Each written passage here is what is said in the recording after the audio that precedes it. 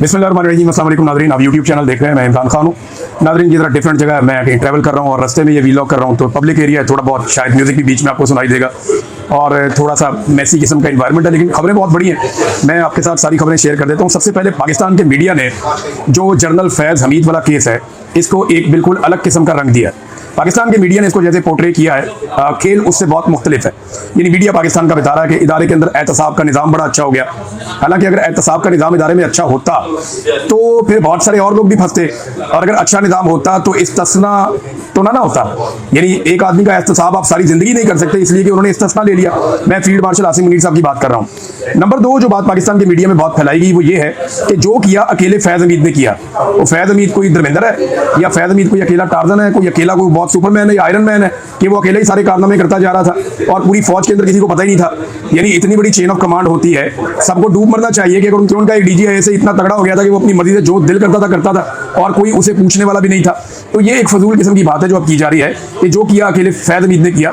और जनरल बाजवा के हवाले से मेरी इत्तला के मुताबिक हुकूमत को छोटी सी शटअप कॉल भी दी गई है कि अले मुंह बंद रखो, अभी फैज़ हमीद को देखते हैं। क्योंकि जनरल बाजवा ने ये क्लेम किया था, मैंने वो टेलीफोनिक कॉल सुनी थी। उस टेलीफोनिक कॉल में जनरल बाजवा ने यह कहा था कि आर्मी का सिस्टम आप नहीं समझते। आर्मी कभी भी अपने चीफ को, चाहे वो अपनी नौकरी से हट जाए, सजा नहीं होने देती, उसको कभी परेशान नहीं होने देती, उसे कभी जेल नहीं जाने देगी। आप फौज का निजाम नहीं समझते, क्योंकि जो भी चीफ होता है उसको ये पता है कि अगर एक चीफ जेल चला गया तो कल को मैं भी जेल में जा सकता हूं। तो इसलिए बाजवा साहब को किया गया बाहर और अकेले जो फैज़ हमीद साहब हैं उनको फंसा दिया गया इस सारे मामले में। फिर एक तीसरी चीज जो पाकिस्तान के मीडिया में रिपोर्ट की जा रही है कि सियासी मुदाखलत पर सजा सुनाई गई है।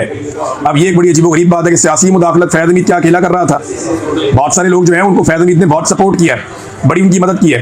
फजलुर रहमान साहब का स्टेटमेंट है, शाहिद खान अब्बासी साहब से आप पूछ सकते हैं, उनको हकायक पता है।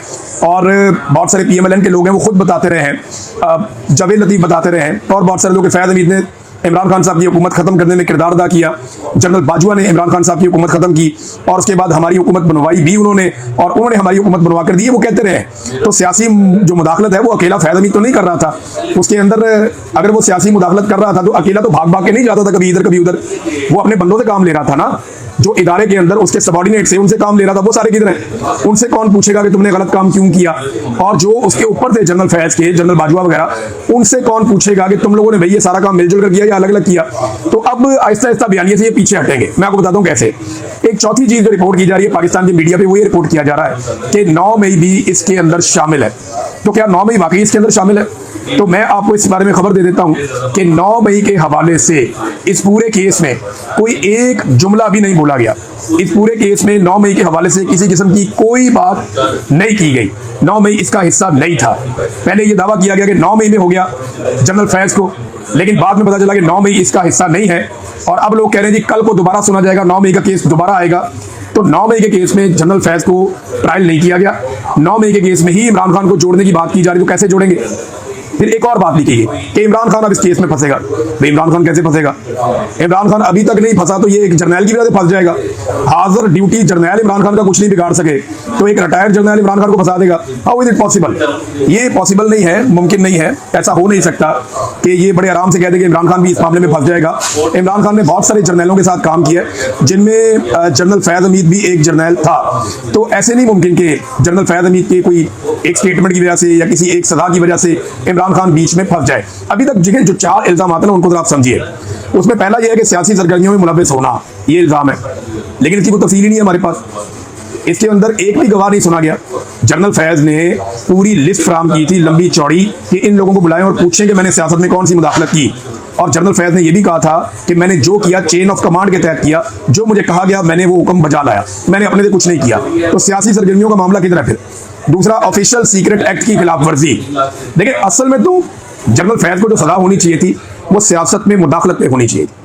एक इंतहाई घटिया सियासत में मुदाखलत करने का जनरल फैज़ का किरदार था। देखिए जनरल फैज़ आता कब है? जनरल फैज़ आता है 2019 में जून में। और अगस्त के अंदर नवाज शरीफ की डील शुरू हो जाती है। यानी जनरल फैज 2019 को जून में DGISI बनता है और जैसे ही ये DGISI बनता है, इसके DGISI बनने के 2 महीने के बाद नवाज शरीफ की डील शुरू हो जाती है पाकिस्तान से बाहर जाने के लिए। मैंने ये बात सितंबर में रिपोर्ट कर दी थी कि अगले 2-2.5 महीनों में नवाज शरीफ पाकिस्तान छोड़कर पाकिस्तान से बाहर चला जाएगा और ये रिकॉर्ड के ऊपर मौजूद है। और फिर नवंबर में जनरल फैज हमीद ने ये डील मुकम्मल करवाई और नवाज शरीफ को बीमारी के बहाने पाकिस्तान से बाहर निकाला। इसके अंदर जनरल फैज हमीद का काम था और मैं जाती तौर पर ऐसे लोगों को जानता हूं जो बार बार दावा करते रहे हैं कि जनरल फैज ने नवाज शरीफ को और उसकी फैमिली को दौरान जेल बहुत ज्यादा फैसिलिटेट भी करवाया था। अब ऑफिशियल सीक्रेट एक्ट की खिलाफवर्जी वो फिर जर्नैल जाने, उनका काम जाने, इसके बारे में कोई तफसीलात तो बताई दी गई। फिर तीसरा जी, इख्तियारात और सरकारी वसाइल का गलत इस्तेमाल, ये तो सारे करते हैं, आज भी हो रहे हैं। नंबर 4, मुतल्लिका अफराद को नाजायज नुकसान पहुंचाना। अच्छा, अगर आप इन इल्जामात को देखें ना तो ये सिर्फ इल्जामात है, इनकी तफसीलात नहीं दी गई। किसको नुकसान पहुंचाया, सियासत में कौन सी मुदाखलत की, कौन सा इलेक्शन चोरी किया, किस सियासतदान को अंदर डाला, किस सियासतदान को बाहर निकाला, किस सियासतदान की डील करवाई, किस सियासतदान को नैब से पकड़वाया, किस सियासतदान के ऊपर कौन सा केस बनवाया, इसकी कोई तफसीलात नहीं है, कोई वजूहात नहीं बताई गई कि इसकी डिटेल क्या है। जब तक आप आवाम को बताते नहीं है तब तक वो एहतसाब नहीं होता, वो इंसाफ नहीं होता। फिर तफसीलात और शवाहिद का बिल्कुल कोई जिक्र नहीं है, बिल्कुल कुछ भी शेयर नहीं किया गया इस पूरे केस के अंदर। और बाजुआ कहाँ गया, बाकी किरदार कहाँ गए, पूरा पाकिस्तान बार बार ये सवाल पूछ रहा है। सिर्फ एक आखिरी लाइन एक डाल दी गई है ISPR की जो एक रिलीज आई, उसमें एक आखिरी लाइन डाली गई है। वो लाइन क्या कह रही है, वो लाइन कह रही है कि सियासी अदम इस्तेहकाम और मजमूम सरगर्मियों में मुलव्वस होने के दीगर मामलात अलग से देखे जा रहे हैं। यानी अब वहां पे तो कुछ अभी तक नहीं मिला, ये जो चीजें मिली हैं ये भी नामुकम्मल है। और जो लॉयर है जनरल फैज हमीद का, उसका भी ये मानना है कि इसके अंदर कुछ इस तरह का नहीं था। लेकिन फैज हमीद ने घटिया तरीन पाकिस्तान की सियासत में मुदाखलत की, बिल्कुल वैसे ही जैसे उससे पहले वाले DGISI करते रहे, जैसे परवेज मुशर्रफ के दौर में DGISI करते रहे, जैसे ज़िया-उल-हक के दौर में DGISI करते रहे, जैसे कियानी के दौर में DGISI करते रहे, जैसे राहील शरीफ के दौर में DGISI करते रहे, जैसे बाजवा के दौर में DGISI करते रहे, जैसे आज DGISI पाकिस्तान की सियासत के अंदर लगातार मुदाखलत कर रहे हैं। ये तो पुराना खेल है, फैज हमीद ने भी ये घटिया खेल खेला, लेकिन पकड़ा अकेला क्यों जाए। ये रास्ता तो अच्छा हो गया, खुल गया, एक DGISI पकड़ा गया, बाकी सारे कब पकड़े जाएंगे। सियासत में मुदाखलत का यहाँ पे इन्होंने कह तो दिया, सियासी सरगर्मियों में मुलव्वस होना। अगर फौज को इतना ही ख्याल है ना, या मिलिट्री एस्टेब्लिशमेंट को, या आसिम मुनीर साहब को जो इसका क्रेडिट ले रहे हैं, तो सियासी सरगर्मियों में मुलव्वस होने पर फैज हमीद के अलावा जनरल परवेज मुशर्रफ को सजा दी जाए, जनरल ज़िया-उल-हक को सजा दी जाए, जनरल याह्या को सजा दी जाए और जनरल अयूब खान को भी सजा दी जाए। इनकी कब्रों के ट्रायल किए जाएं और इनका ट्रायल करके इनकी कब्रों को सजाएं दी जाएं, वहां पे उनसे सारे खिताबात वापस लिए जाएं, उनसे सारे एजाजात वापस लिए जाएं, इनकी कब्रों के ऊपर जाके जंजीरें डाली जाएं ताकि दुनिया को पता चले कि मरने के बाद भी डिक्टेटर का एहतसाब हो सकता है अगर वो अपनी हदूद से तजावुज़ करे, आइन को तोड़े, आइन से गद्दारी करे, अपने हलफ की खिलाफ वर्जी करे और सियासी मामलात में मुदाखलत करे तो। लेकिन ये मुझे जो बताया मामला लगता है ना, वो ये लगता है कि एक दो जर्नलों की लड़ाई का मामला है। जनरल फैज हमीद बेनिफिशियरी थे और जनरल आसिम मुनीर जो है वो विक्टिम थे। आसिम मुनीर को निकाला, फैज हमीद आ गया। मुझे लगता है ये वो लड़ाई है, इससे ज्यादा मुझे इसके अंदर कुछ और दिखाई नहीं दे रहा। PMLN के ऊपर तो बड़े एहसानात किए हैं, यानी ये तो खुद कहा उन्होंने, फजलुर रहमान साहब ने, दीगर लोगों ने, कि फैज हमीद ने ये इमरान खान की हुकूमत गिराई थी, उन्होंने खुद कहा। और बहुत सारे लोग भी इस तरह की बातें करते रहते हैं। तो ये जब आप बातें सुनते हैं, ये PMLN के अपने लोग बार बार ये कहते हैं कि बड़े एहसानात किए फैज हमीद ने, और फैज हमीद से खुफिया मुलाकातें भी PMLN के लोग करते रहे हैं। ये सारी चीजें हम जानते हैं, सारी चीजें खबरों में आ चुकी हैं। तो फैज हमीद को फिक्स करना काफी नहीं है। अगर फौज ये साबित करना चाहती है कि वो सियासत में किरदार अदा नहीं कर रही, तो पहले रोजे अव्वल से लेकर अब तक जिसने किया है सबके खिलाफ कार्रवाई करे। अदरवाइज इसको एक इंतकामी कार्रवाई समझा जाएगा, और क्या समझा जाएगा। हालांकि किरदार तो बहुत ही घटिया था फैज हमीद का। लेकिन एक और चीज मैं आपको बताता हूँ, ये जितने नमूने आपको टीवी पे उछलते कूदते नजर आ रहे हैं ना, फैसल वाडा ने बीपर दे दे के तबाही फेर दी, बड़े बीपर दिए। ये जितने आपको नमूने टीवी चैनल पर उछलते कूदते गालम गलोच करते नजर आ रहे हैं कि ये कर देंगे फैज को, वो कर देंगे, इनमें से एक नर का बच्चा नहीं गया गवाही देने के लिए। मिलिट्री कोर्ट में कोई एक तो चला जाता ना, ये यहाँ बैठ के छलांगे मार रहे हैं जी, ये भी किया था, वो भी किया था, ऐसे भी हुआ था, वैसे भी हुआ था। इस प्रेस रिलीज के अंदर रहते हुए, इसको सहारा बनाकर ये सारे लोग खेल रहे हैं, लेकिन इनमें से एक भी ऐसा नहीं है जिसके पास कोई सबूत होते और वो अदालत में जाकर मिलिट्री कोर्ट में ये कहता कि जनाबे अली ये फैज हमीद ने किया और इसके ऊपर फैज हमीद को ये सजा दी जाए। तो ऐसी तो कोई बात हुई नहीं। अच्छा, एक चीज मैं आपके सामने और रखता हूँ, बड़ी इंटरेस्टिंग है। फैज हमीद पर सियासत में मुदाखलत और इख्तियारात के गलत इस्तेमाल का जो इल्जाम लगा है ना, ये बेशक बहुत ठीक इल्जाम है और इस पर सजा होनी भी चाहिए। मगर फैज हमीद का जितना मर्जी घटिया किरदार हो, आज जो कुछ हो रहा है या फैज हमीद के जाने के बाद जो कुछ हुआ, क्या वो बेहतरी आ गई उसमें? यानी मैं चंद चीजें आपके सामने रखता हूँ जो फैज हमीद के जाने के बाद हुई है। फैज हमीद ने प्रोग्राम बंद करवाए टीवी के ऊपर, लोगों के सियासत में मुदाखलत की, और नवाज शरीफ की फैमिली को डील लेकर दी, नैब को इस्तेमाल किया बाजू मरोड़ने के लिए, पाकिस्तान तहरीक इंसाफ के साथ मिलकर भी कार्रवाई की, पाकिस्तान तहरीक इंसाफ के खिलाफ भी कार्रवाई की। ये बिगड़ के दोनों तरफ खेलता रहा अपने जाती फायदे के लिए। और कुछ लोग कहते हैं ये आर्मी चीफ बनना भी चाहता था, इसके लिए PMLN के पास भी चल कर गया था, मुझे बना देंगे, ये कर दूंगा वो कर दूंगा इमरान खान को।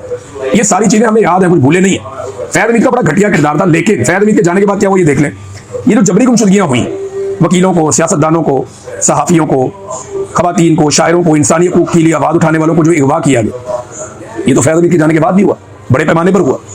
ये पूरा इलेक्शन 8 फरवरी 2024 का जो चोरी हुआ, ये तो फैद हमीद के जाने के बाद चोरी हुआ। फिर अरकान असम्बली और उनके घरों की खवातीन के अगवा और जो तशद्दुद के वाक़यात हैं, ये जो आईनी तरमीम के मौके पर गंद मारा है। फैद हमीद बहुत घटिया आदमी था, लेकिन उसके बाद ये क्या किया, किसने किया? फैद हमीद तो चला गया था।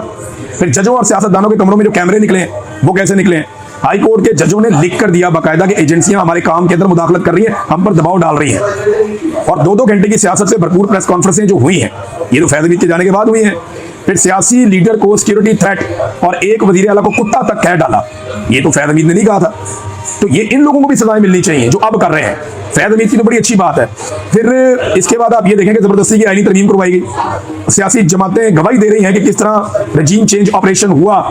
फिर निहत्ते सियासी कारकुनों पर फायरिंग के वाकयात हुए, और उसके अलावा इमरान खान पर सैकड़ों मुकदमात भी बनाए गए, कागजात नामजदगी छीने गए, और सहाफ़ियों और सियासतदानों पर सैकड़ों मुकदमात बनाए गए, दर्जनों सहाफ़ियों के प्रोग्राम और बंद करवा दिए गए।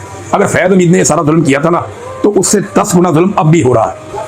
तो कायम है एक रवायत देरीना जुल्म की, बाजू बदल गए, कभी खंजर बदल गए।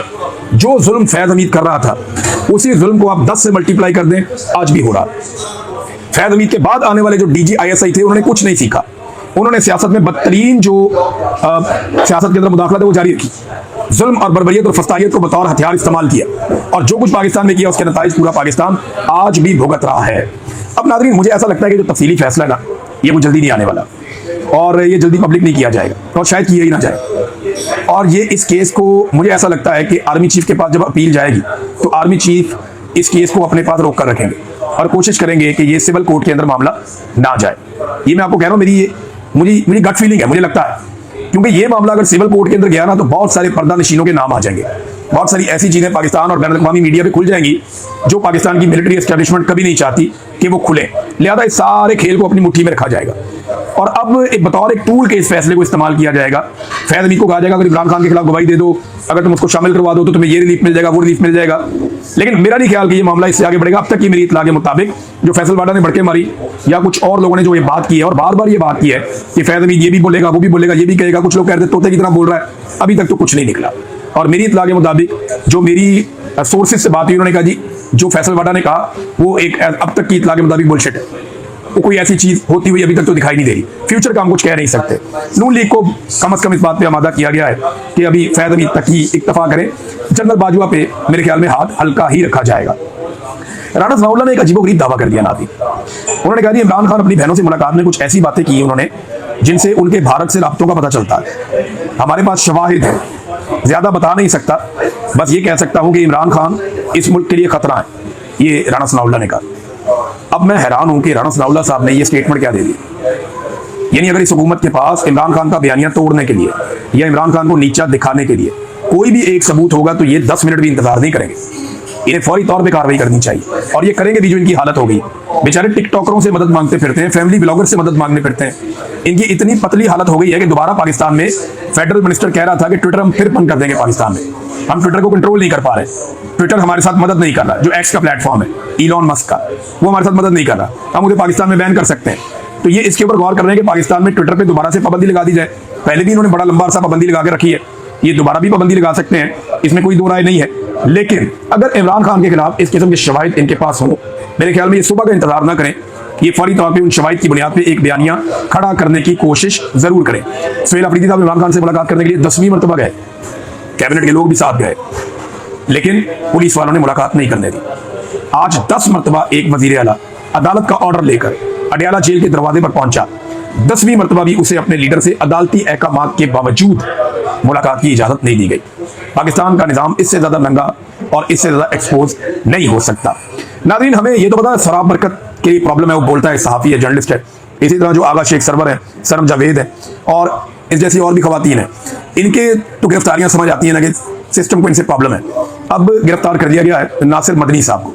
मुझे हैरत हो रही है कि नासिर मदनी को गिरफ्तार कर लिया भाई, अब इनसे चंद मेरे मखना और मेरा चंद मेरा मक्खन ये भी इनसे बर्दाश्त नहीं होता।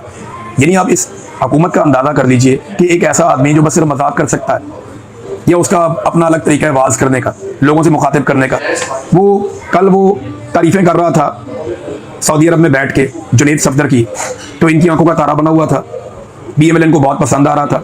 आज उसने एक तनकीद कर दी, उसको भी पकड़ के गिरफ्तार कर लिया। अब पता नहीं किस चक्कर में गिरफ्तार कर लिया।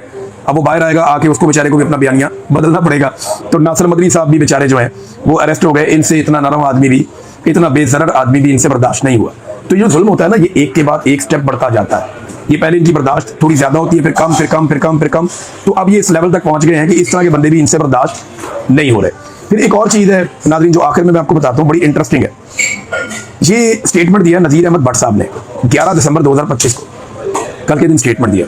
स्टेटमेंट आप सुने, आपके 14 तबक रोशन हो जाएंगे। ये नज़ीर अहमद भट्ट साहब जो है ना, ये चेयरमैन नैब है, लेफ्टिनेंट जनरल है, रिटायर्ड नज़ीर अहमद भट्ट साहब। ये कहते हैं कि 2.5 साल में नैब ने 11,400 अरब से जायद रिकवरी की है। हम 5300 अरब पे रो रहे थे, 5,300 पे। उन्होंने बता दिया जी 2.5 साल में 11,400 अरब से जायद की रिकवरी की है। और उन्होंने उसका बताया कि डॉलर में ये कितने हैं। वो कहते हैं ये 40 अरब अमेरिकी डॉलर्स के बराबर है। अब मेरा सवाल ये है कि पाकिस्तान 1 अरब अमेरिकी डॉलर के लिए तरसता है, तड़पता है। पाकिस्तान कभी IMF के पास, कभी यहाँ, कभी वहाँ, हर तरफ भागता है। ये 40 अरब अमेरिकी डॉलर कहाँ गए? सवाल है ना सादा सा। क्या ये कौमी खजाने में आए? क्या कोई एक डॉक्यूमेंट हमें दिया जा सकता है जिसमें पता चले कि ये 40 अरब अमेरिकी डॉलर कौमी खजाने में आ गए? कौमी खजाना तो अभी 14 अरब डॉलर का है। जो ज़र मुबादला के आपने दिखाया वो तो इतने, स्टेट बैंक में आइए पैसे, नेशनल बैंक में आइए पैसे, पंजाब बैंक में आइए पैसे, खैबर पख्तूनख्वा बैंक में आइए पैसे, कहाँ पे गए ये पैसा? अगर रिकवर हुआ तो गया कहाँ पे? वर्ड उन्होंने इस्तेमाल किया रिकवरी का। अगर पैसा रिकवर होता है तो सरकार के खाते में आता है ना, सरकार के पास आता है। वो पैसा अगर सरकार के पास नहीं आया तो फिर पैसा गया कहाँ? इस सवाल का जवाब कोई नहीं देता। पहले 5300 अरब का जवाब नहीं दे रहे थे, अब 11,400 अरब हो गया, यानी 40 अरब अमेरिकी डॉलर। स्टेटमेंट इनसे दिलवा दें आप जैसे बड़े। तो अब तक के लिए इतना ही नाज़रीन, अपना ख्याल रखिएगा, अपने चैनल का भी। अल्लाह हाफ़िज़।